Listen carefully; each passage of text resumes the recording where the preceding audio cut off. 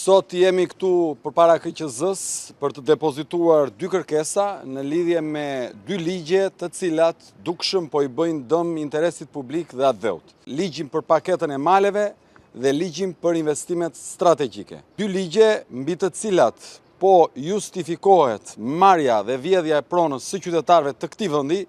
tashmë do të përballen me një proces për mbledhjen e 50.000 firmave për secilin prej ligjeve,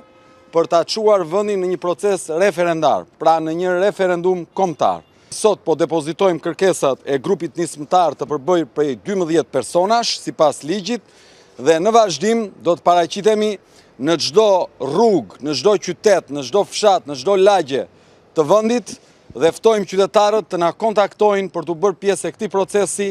ta çojmë Shqipërinë